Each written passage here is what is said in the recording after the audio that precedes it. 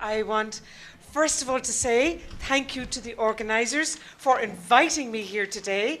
It's my first time in Israel, so I was very honoured to be a participant in this very happy occasion. I am a firm supporter of the Bologna process, as all of us in Ireland are. We see it as enabling us to extend our internationalisation agenda, the globalisation. It's a means of transparency, etc., etc. So hopefully as the day goes on, you will all become equally convinced. I am also very happy to be sharing the platform, I was going to say with an old friend, but I won't. I'll say a friend of long standing and colleague, Marek Frankovich. Because if I said he was an old friend, he might object. No, Johanna? I always say that I love you. Feeling is mutual. We have worked together on Tempest projects and other projects for many years now, so intermittently we come together and then we part the ways again. Johanna I have only just met, but I have a feeling we could equally become long-established friends. It's the Bologna team. So I am from University College Cork in Ireland. I'm a biochemist. I always introduce myself as a biochemist. It's a real academic thing, I think, to say what your discipline is prior even to your institution. I'm director of what we call the Quality Promotion Unit in UCC. UCC, although it says it's University College Cork, we are a full independent university, but UCC was our old name prior to independence of the Irish universities, when we were ruled by Britain and so on, and we liked the name, so we kept it, notwithstanding. I'm an Irish National Bologna expert for the last 7-8 years. I just stepped down as chair of the Irish Higher Education Quality Network, a member of the university management team, a member of our governing authority, which is equivalent to the Senate in the university, and a member of the Senate of the National University of Ireland. That's just to, I suppose, tell you that I'm a little bit credible in this position up here, just a little bit. I'm going to talk a little bit about all of these things and hopefully not take too long. So I'm sure I'll have Hila, Yoav, or Masha. Somebody will probably roar at me and say, shut up, sit down, it's time to let someone else. But the 3-cycle system, ECTS, already just mentioned, quality assurance, qualification frameworks, which is a means by which we can all talk to each other in our own different degrees and different systems, and implementation issues. This is some of the pictures that are here are part of our campus, just to advertise it a little bit. Why not? We think in Ireland, in Cork, that we have the nicest campus, not just in Europe, but possibly around the world. We are very lucky because the campus was built in 1845, first established, and it was built from limestone, which was quarried from the site on which the university is built. And even recent buildings like the student centre here, the limestone came from the same quarry. So it's won all sorts of awards and everything. This is a recent building. Okay, back to Bologna. Bologna is a process, and we just say Bologna, but it really is an agreement or a framework which commenced with European countries. Initially with 29, now there are 47 signatories. But there are many other countries interested. I have been at invitations to Chile, to Bangkok, to Tanzania, to Nigeria, speaking specifically about the Bologna process. So countries well outside the European system are interested in how they can connect and talk with the countries within the Bologna framework as a means of student exchange, staff exchange, transparency. So it's not limited to EU countries. There are 29 European EU countries, but there are 47 signatories. And even more signatories to the Lisbon Convention, which was back in 1999, of which Israel, of course, is one. And that fostered or promoted the idea of transparency, of openness, and able to understand each other's systems, but not make them all the same. The key to Bologna is the transparency, openness, but not forcing everyone into the same narrow framework, fostering diversity. So the Bologna process started with a declaration signed in Bologna by ministers of education of 29 European countries. So it was a declaration which established the European higher education area. It was designed or attempting to achieve the European higher education area as a key way to promote citizens' mobility and employability and Europe's overall development. So it was about all of these objectives: mobility, employability, so that, for example, somebody graduating from a program in Cork, their degree would be recognised in Germany, in France, wherever, and understood. It's intergovernmental, so many governments are involved in this. Every 2 years, now it's gone to every 3, the ministers meet and update each other on what has been happening and develop the process. And I'll take you through the history of this. They established a Bologna follow-up group. For the first few years, and you'll see this, everybody met and they said, nice to do this, nice to do that, add this, this, and this. And then they sort of said, hang on a minute, we should start doing something, not just talking about doing, but doing. So they established the Bologna follow-up group in order to, I suppose, monitor, establish what was happening in the different countries.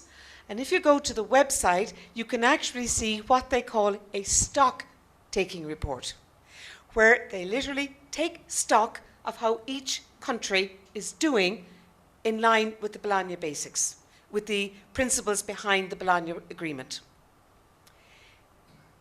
The key role, it's really about higher education institutions and their students. So you can see here key dates, and if you look at the names, you'll see all beautiful cities. The ministers for education don't go anywhere that isn't really nice. So you'd Bologna, Prague, Berlin, Bergen, London, Louvain, Bucharest, and Armenia coming up in 2015. So every 2 years, now it's gone to every 3, they meet, they chat, but of course all the work is done in advance, so they know what they're going to agree and say. And there have been shifts. It has changed from what it was in the beginning, which looked like a slightly rigid system. First of all, they thought maybe the bachelor degree would be 3 years, etc. Now that's moved well away from this, and it's all about the credits, which have already been referred to. 2010, everybody and everything was meant to have been done, signed, sealed, delivered. And of course, people being what they are, Europe being what it is, very diverse, that's not quite the case. So the new target date is 2020. Much has been done, as they say, and much to do. And as new countries join, they take a while sometimes to bring their systems into line. There are some key principles, and even if you take nothing away from today but the principles, that's what matters. 1, international mobility of students and staff. It's about both. How mobile are we? Do we understand each other? Can we move? Autonomous universities. Coming from Ireland, where the universities are autonomous, in some of my first ventures in Europe, I found it hard to understand this term, integrated university. And I said, what's an integrated university? And it's a university where the rector has full control, or the president, whatever you call them. But in many countries in Europe, it's the faculties have all the power and the money, and get money directly from ministries, and the rector is more a figurehead. So it's a different kind of a thing. Autonomy of the university is one of the key principles. That the university is free to decide what it will do, what degrees it will offer, how it will offer them, etc. Student participation in governance. This is very important, the central role of students. And the fact that higher education is a public good.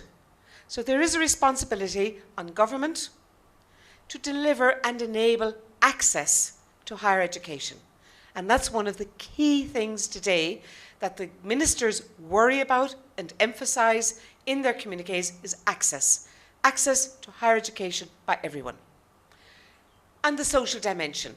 which is a bit more vague and, I won't say woolly, but it's a broader issue and less easily described at this point in time, but I'll come back to this.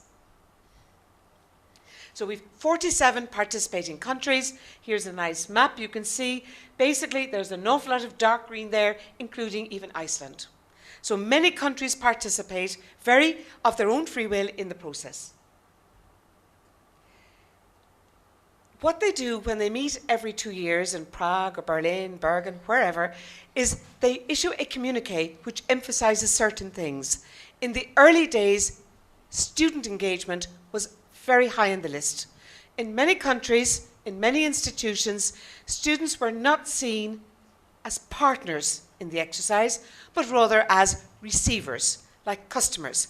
They are not. They are partners. And they must be engaged in how the institution is managed and run, particularly run, which is governance, and feel free to express their views. They're not always, if you like, they don't have the deciding voice, but they must be heard. So students should participate in the organisation and governance of institutions. Are they on the governing boards? Are they on faculty boards? Are they on programme boards? In Berlin, the ministers said that students were full partners in higher education governance. And this, in some countries, is still quite difficult to achieve. In others, it isn't a problem and it's taken for granted. Even when I started in my current position, which was back in '99, and we did our first internal reviews, and then we had follow-up, etc. And one professor wrote and said he would not be dealing with the quality committee in UCC because there were students on it.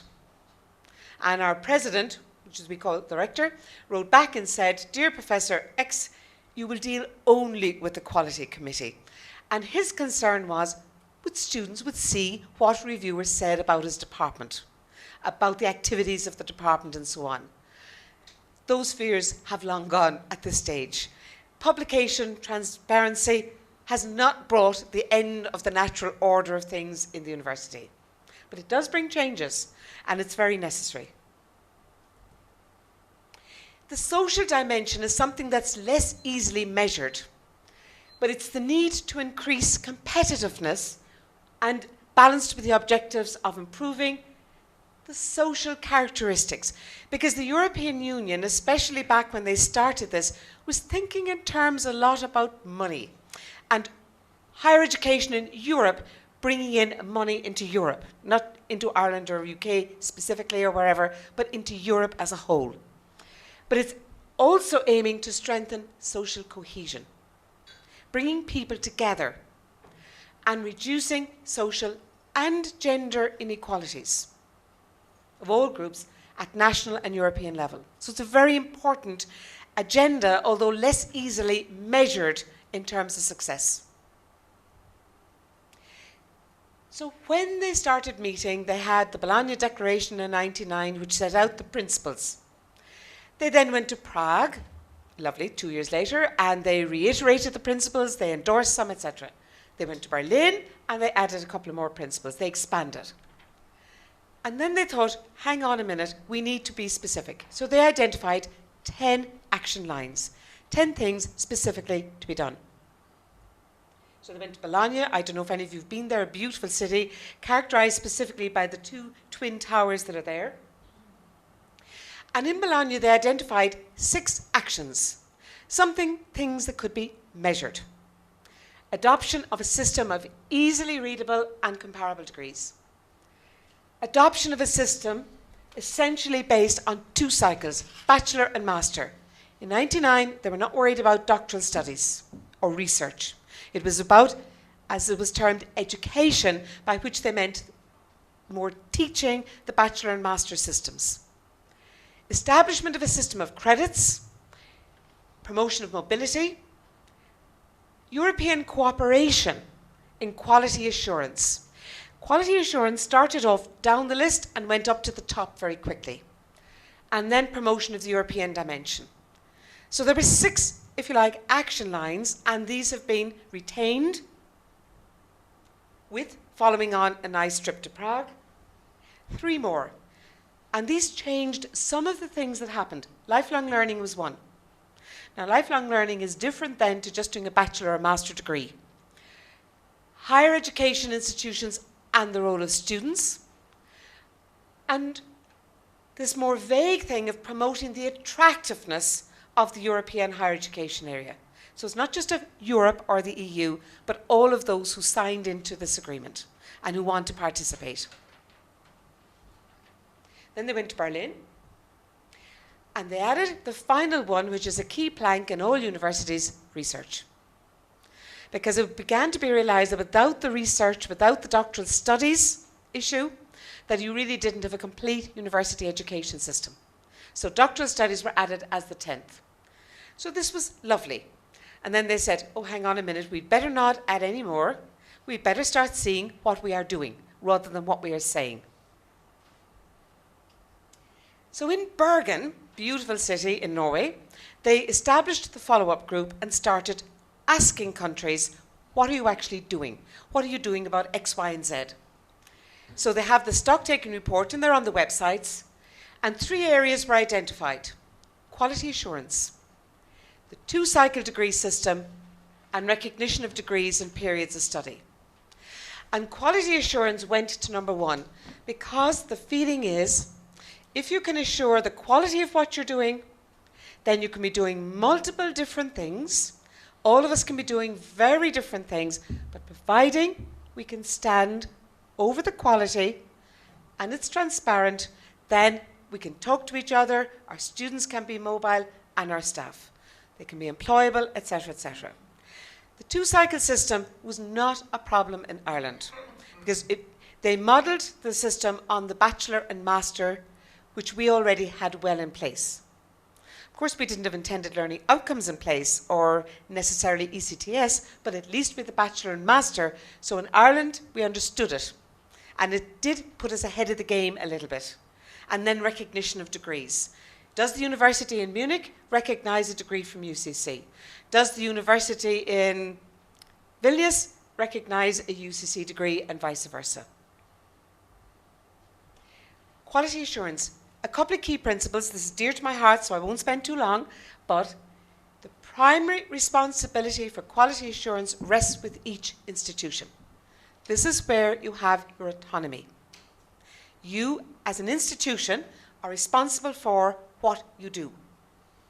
You're also accountable, which is the other side of responsibility and autonomy. So you have autonomy, but then it means you are accountable. So the national quality assurance system should include a definition of the responsibilities of the bodies involved, including institutions. It should include evaluation of programs and institutions. It's not really an or. In the beginning they said or, but now it's and institutions, including internal assessment, external review, student participation, both as reviewers now, but also then as participants in the preparation, and the publication of results, transparency. And a system of accreditation, recognition of the credits, and how do you know if a student comes from University College Cork in Ireland, how do you know that the credits that student brings are really worth what they say they're worth? So that's a big question, and that's where quality assurance is key.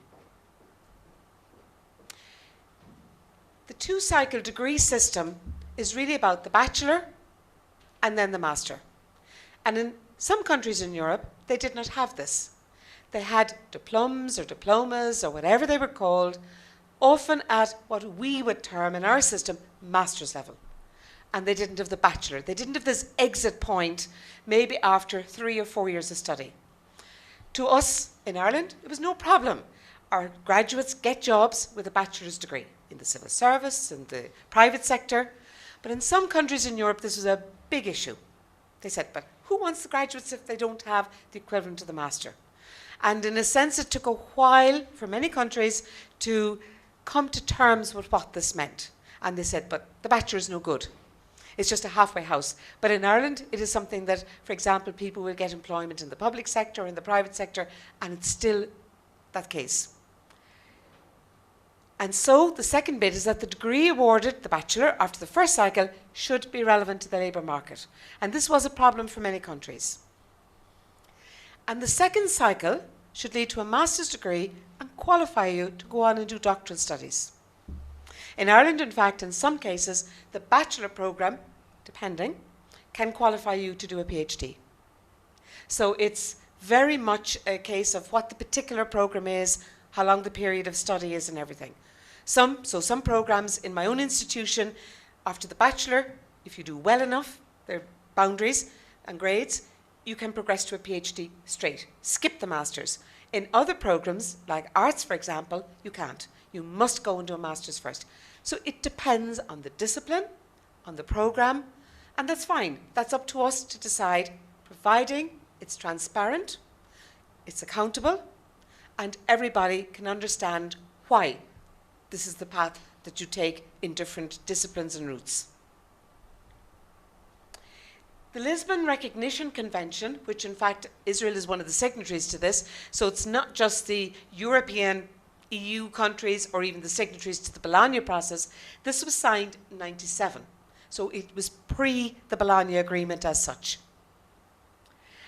And one of the things that came out of that, and this has been mentioned, is every student should receive the diploma supplement automatically and free of charge. And this is not just the degree parchment. This is quite a complex document which in a sense should enable an employer, another higher education institution, anywhere in the world to understand what the graduate has. Their experience, their academic experience, the qualification, what it means, what the higher education system is in the country. This has proved rather more difficult than was first envisaged. It seemed a nice, easy thing to say back in 1997, and everyone said, oh, great, great idea. But in fact, even in Ireland, where we already had a bachelor, it's not actually yet fully implemented. And there is a thing called the DS label, which can be awarded, and it's practically impossible to get it. Because if there are any exceptions to it being given out to any particular group of students, then the institution is not eligible for the label. So it is actually more difficult to get this label than might first appear, and even to generate the transcripts. But the diploma supplement, employers are beginning to look for it as a much better indication, particularly as mobility increases, than simply a Bachelor of BSc, Bachelor of Science, or a Master's. ECTS is the European Credit and Accumulation Transfer System. The A doesn't get into ECTS, but it's a very important bit of it. The accumulation, and this means that I might get maybe 60 credits in UCC, and then I could come to Ben-Gurion and maybe get another 60, which would be recognised both in Ben-Gurion, but also maybe back in my home institution. So it enables students to become much more mobile and more, I suppose, understanding for institutions, employers, students and staff of what's engaged.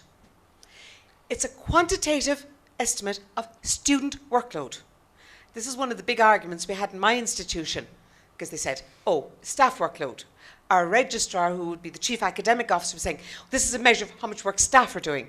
And I kept saying, no, no, no, it's student workload. The staff might do 1 hour and the student does 100 hours. That's fine. It's student workload. So it's not a measure of staff workload. And it basically is the workload required to achieve the intended learning outcomes. So this brought a whole new language to all of us. A very good language, but not easy as it might seem. And the mobility tools like the diploma supplement, student learning agreements, mobility pass, etc., etc. And these are still, if you like, under development. Some countries are very advanced, others not quite so. Basically, 60 credits is one student's workload for the year. It's as simple as that. Some institutions measure credit by credit. In my own, we say 5 or multiples of 5. So we can 5, 10, 15, 20. That's it. A module cannot be more than 20. Naturally, the medical people said they couldn't possibly go into the system. They were outside it. They're always the exception wherever you go. But in fact, they're now in it, not just in Ireland, but in Europe as well. But it took them a while, because they said you cannot divide up the medical training into modules. But of course you can. And 1 credit is about 25 to 30 working hours, which includes assessment and all elements of study. But it's a student workload. So you have to disentangle it from how much work staff are meant to be doing. And then there's a whole lot of documents, information packages, learning agreements, transcriptive records. All of these things are available. All of these things can be looked at. And in a sense, I suppose, when we were doing this within UCC, turning our courses into modules with credits, we didn't really look at this. The transcript obviously shows everything. But, you know, in a sense, it's a learning, and it's not an easy process, nor is it something that can be done overnight. It must be top down from institutions, but also people must engage at the bottom. The people, lecturers, staff at the coal face who deliver must be engaged. It's no good otherwise. In Bergen, in 2005, they also established what we call qualification frameworks. And somebody was asking me about these earlier on. Ireland was one of the first to develop a qualification framework. It's used very widely. People in the street will say, I'm doing a level 7 qualification in such a place, or a level 6, or a level 8, or whatever. It's terminology that's used very widely now. The fact we were a small country helped. Less institutions, less to engage with it, but it was still an onerous process. And this is a means of enabling us to talk to other countries and to understand our qualifications at the macro level. So the European Higher Education Area established QF, Quality Framework, for the European Higher Education Area. That's called the Bologna Framework. Then, of course, the European Commission took a look at this and said, oh, hang on a minute, we need our own. So there's 2 overarching frameworks. 1 European qualification framework, which is lifelong learning, from the cradle to the grave, and 1 Bologna one, which is bachelor, master, and PhD. They're a tool for fostering transparency, flexibility, and mobility, and they do really work in this regard, in the country and externally. On the national level, there's a real systematic now progression rate. So if you have a level 6 qualification, you're entitled to go on to a level 7, which is a step up. The overarching frameworks are not used as such within countries, they're used as translation devices. And I've what I think is a really cool slide which explains this very easily. So qualification frameworks are built into cycles, descriptors, in terms of learning outcomes. This is where the learning outcomes are key. And credit ranges in ECTS. So it's about the ECTS, it brings together everything, the cycles and the ECTS. Individual qualifications do not directly relate to the European ones. So in UCC, the BSc in biochemistry does not directly correspond to a point on one of the European frameworks. It corresponds to a point on the Irish framework, which then talks to the European. So they have to be generic, multi-purpose, suitable for all. Not easy. The learners benefit, the education training providers benefit, employers. So it is about employability and it is about higher education. And it's very important, and learners, especially in Ireland, just hear them on the radio and they will be talking about these levels. In London then, they went to implement, and this is the other key point to mention, the European standards and guidelines. And these you can find on the ENQA website, 2009. And they're about implementation of the frameworks, implementation of a set of standards, very broad, 7 standards internally within institutions.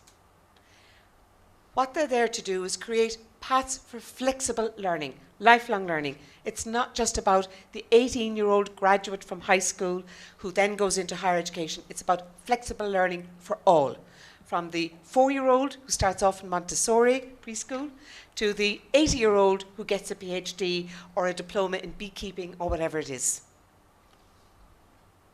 So there's the Bologna framework. Bachelor, master, doctorate. Through a discussion on learning outcomes, here we have the number of credits. And so you can see for the bachelor defined, 180 to 40, master defined, doctorate, still under discussion.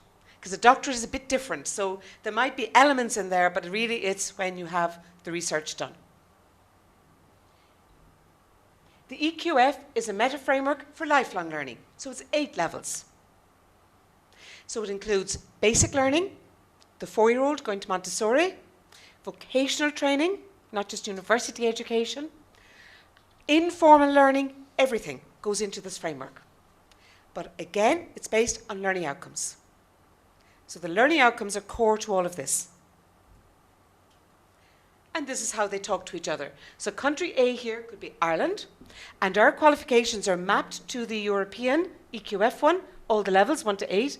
Country B could be Israel, and you map yours to the European framework. So therefore, we do not map our qualification here on the left to one on the right, we map to the European one.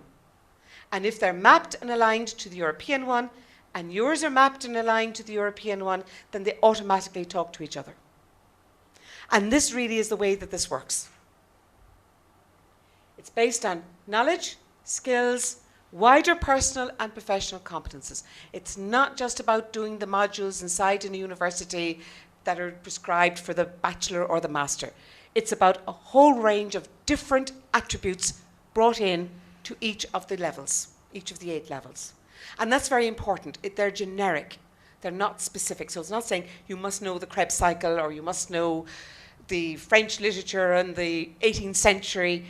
They're much more widely applicable than this. And you make them applicable in your institution.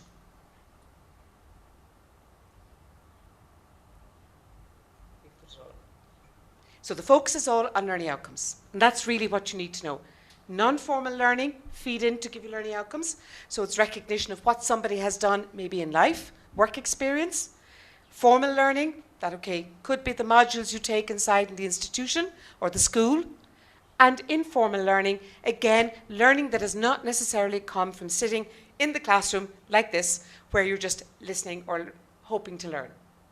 But these learning outcomes are at the centre, and this was mentioned by Masha. It's core to what, in effect, the Bologna process is about, quality assurance and learning outcomes. And so here we see the 2 frameworks can align.